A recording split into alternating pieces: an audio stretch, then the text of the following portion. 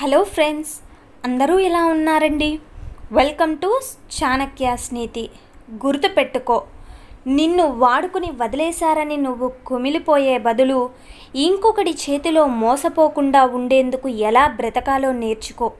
నువ్వు నిజాయితీగా లేకపోయినా పర్వాలేదు, కానీ ఎదుటివాడిని నమ్మకుండా ఉండగలిగితే మాత్రం ఏ ఇబ్బందులు లేకుండా బ్రతకొచ్చు. నువ్వు ఎప్పుడైతే మనుషుల మీద నమ్మకాలు పెట్టుకుంటావో సరిగ్గా అప్పుడే నీకు తెలియకుండానే నీ వెనకాల గొయ్యి తవ్వడం మొదలు పెడతారు. కాబట్టి ఎవరికైనా మాట ఇచ్చే ముందు ఆలోచించుకో. ఈరోజు ఎవరినైనా నువ్వు నమ్మే ముందు రేపు మోసపోవడానికి ఈరోజు సిద్ధంగా ఎలా ఉండాలి అని కూడా ముందుగా నిర్ణయించుకున్న తరువాతే నమ్ము. అందుకే ఎవరిని గుడ్డిగా నమ్మకు. గుర్తుపెట్టుకో. అలాగే ప్రేమించిన అబ్బాయిని మరిచిపోవడానికి ఒక్క విషయం, అమ్మాయిలకి గుండెలపైన తాళి పడితే చాలు. కానీ అమ్మాయిని మర్చిపోవాలి అంటే అబ్బాయికి గుండె ఆగిపోవాలి. మనం ప్రేమించిన వారికి నిజంగా మనపైన ప్రేమ ఉంటే మనతో ఎన్ని సమస్యలు ఉన్నా, ఎన్ని గొడవలు జరిగినా మనల్ని వదిలేసి వెళ్ళరు. ఎందుకంటే వాళ్ళకి వాళ్ళ ఈగో పంతం కంటే మనతో బంధమే ముఖ్యం. ముళ్ళు ఉన్న మొక్కలు నువ్వు ఎంత నీరు పోసినా వాటి స్వభావం మారదు.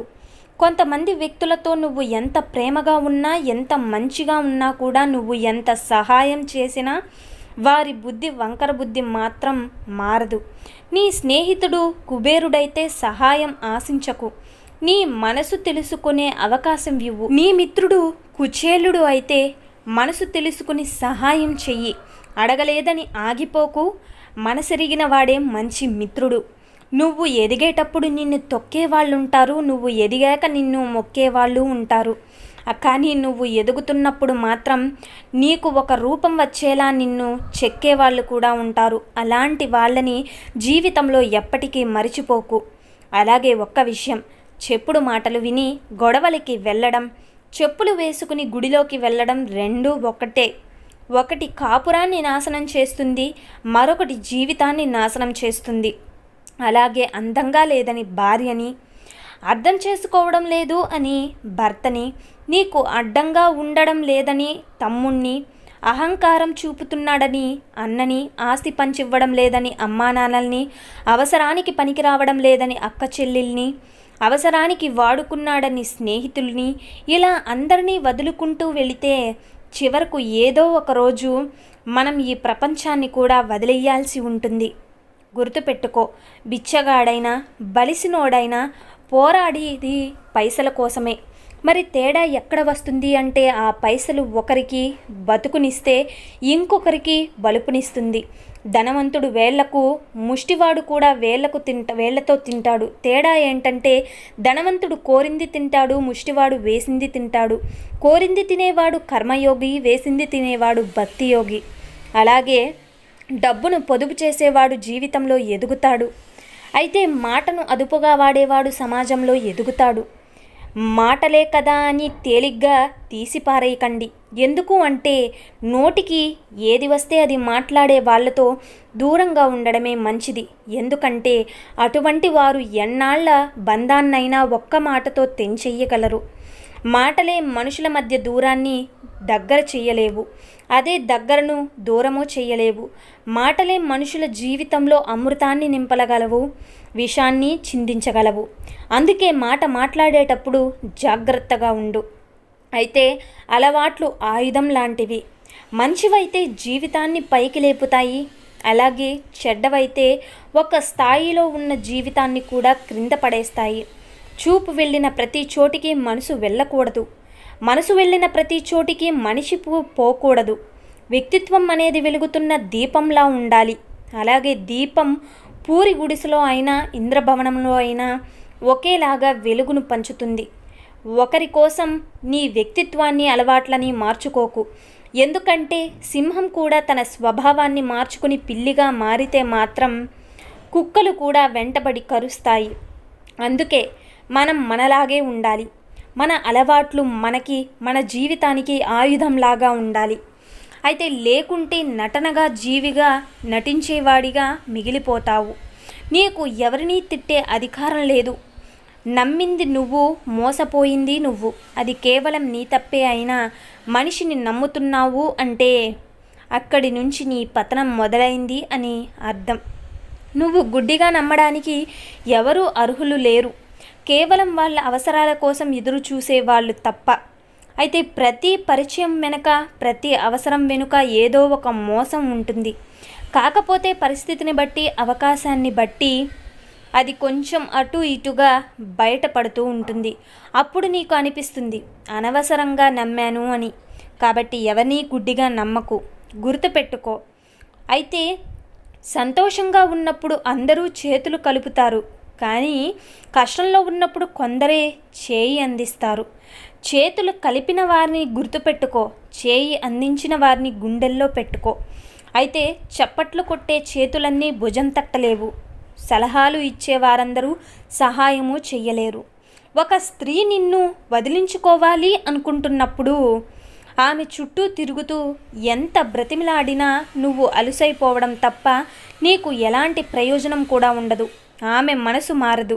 లక్షలు సంపాదించే భర్తతో భార్య సంతోషంగా ఉంటుందో లేదో తెలియదు, కానీ రోజుకి ఒక్కసారైనా తన క్షేమాన్ని అడిగే మంచి లక్షణాలున్న భర్తతో మాత్రం ఖచ్చితంగా సంతోషంగా ఉంటుంది. నచ్చినంత నవ్వితే పిచ్చివాడంటాడు, అలాగే తనివి తీరా ఏడిస్తే పిరికివాడు అంటాడు. మర్యాదగా ప్రవర్తిస్తే అమాయకుడు అంటారు. జ్ఞానం ప్రదర్శిస్తే గర్విష్టి అంటారు. తెలిసే తెలియనట్లు ఉంటే తెలివి లేదు అంటారు. అయితే కలుపుగోలుగా మాట్లాడితే వదరుబోతూ అంటారు. ఒంటరిగా ఉంటే ఏకాకంటారు. నలుగురిలో ఉంటే తిరుగుబోతూ అంటారు. మౌనం వహిస్తే చేతకానివాడు అంటారు.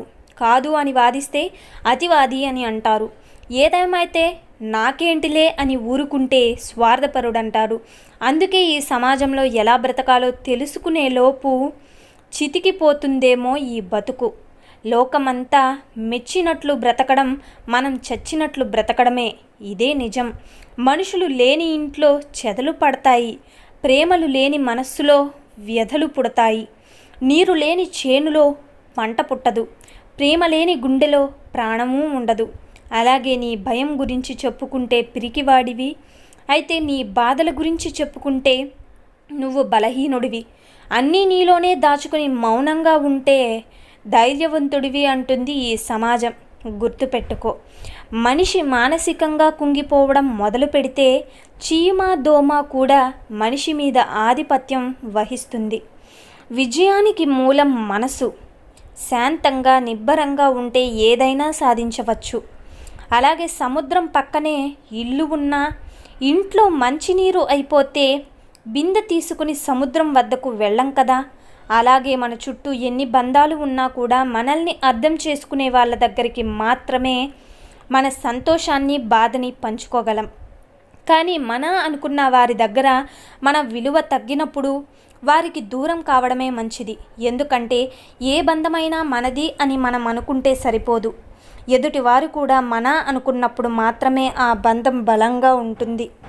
అయితే ఒక పూట అన్నం పెడితే కుక్క కూడా చాలా వరకు మన మీద విశ్వాసం చూపిస్తుంది. కానీ మనిషి అలా కాదు. మనం ఎన్నిసార్లు సహాయపడినా అతడు తన నక్కబుద్ధిని మాత్రమే చూపిస్తాడు.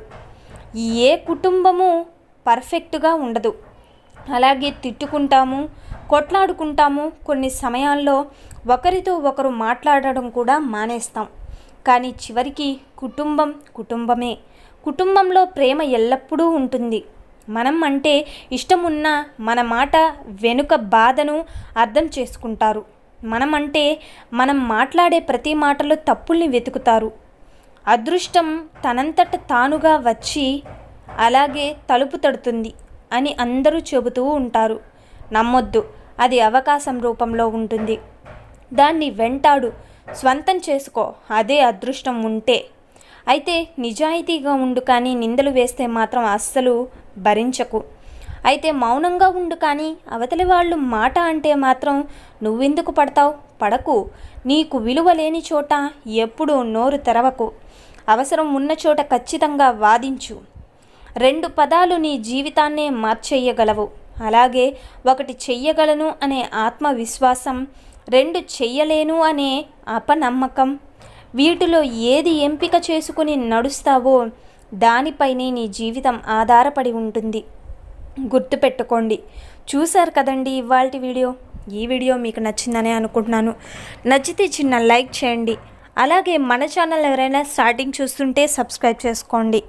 ఇలాంటి చాణక్య నీతి మరిన్ని మోటివేషనల్ వీడియోస్ మీకు నోటిఫికేషన్ రూపంలో రావాలి అంటే పక్కనున్న బెల్ సింబల్ని క్లిక్ చేయడం మర్చిపోవద్దండి.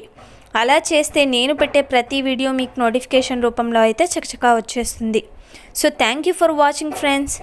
రేపటి వీడియోలో అయితే చాణక్యులు గారు మన జీవితాలకు సంబంధించి ఏ మంచి మాటలను అలాగే ఏ మంచి సూక్తులను మనకి చెప్పబోతున్నారు అన్నది రేపటి వీడియోలో అయితే మనం తెలుసుకుందాం.